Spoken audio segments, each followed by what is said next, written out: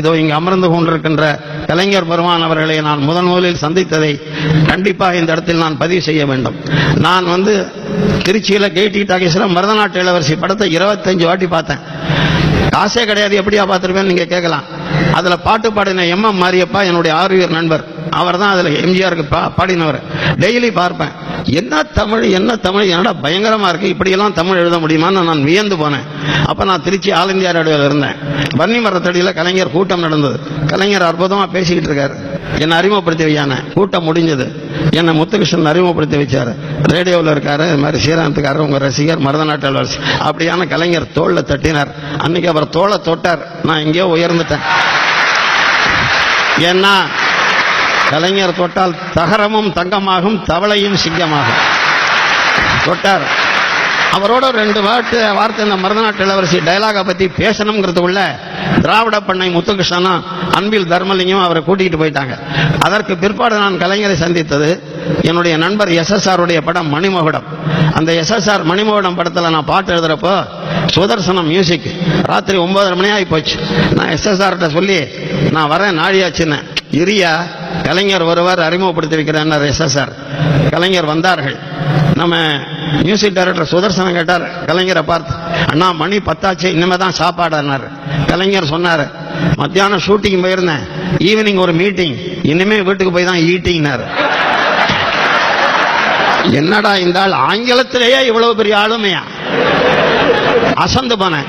பாட்டை பார்க்கலாமா வாலினார். SSR என்ன அறிமுகப்படுத்தி வச்சோன்னா தெரியுமே, திருச்சியிலேயே பார்த்திருக்கேன். பாட்டை பார்த்தாரு. என்னையா பிழையா இருக்கேன்னாரு. கபக்குன்னு நமக்கு கொஞ்சம் பேதியாச்சு.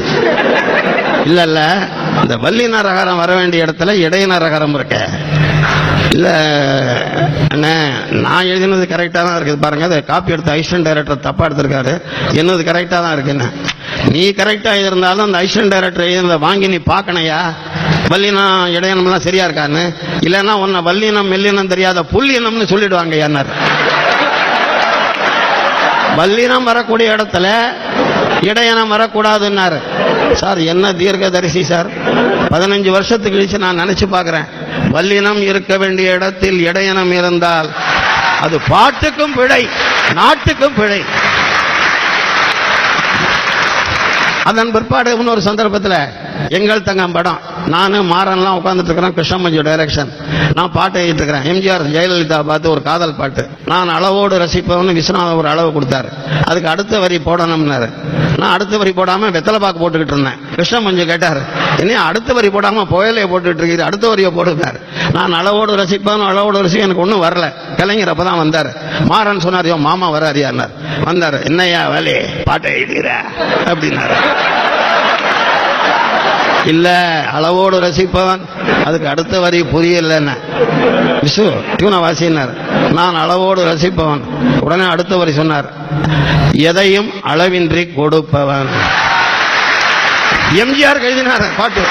எம்ஜிஆருக்கு கலைஞர் எழுதிய பாட்டு. நான் அசந்து போயிட்டேன். நான் 1 மணி நேரமா வெத்தலா போட்டு கண்ணமெல்லாம் வீங்கி போச்சு.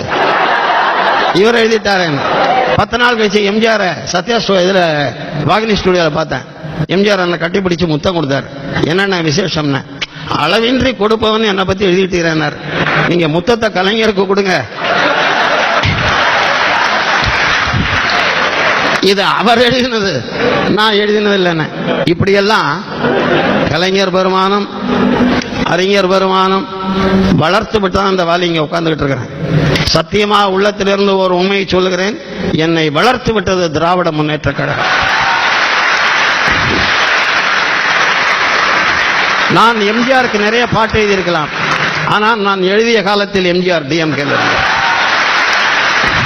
இந்த பெரும் புகழெல்லாம் இன்னமும் நான் கலைஞர் ஏற்றி வைத்த விளக்காகத்தான் எரிந்து கொண்டிருக்கிறேன்.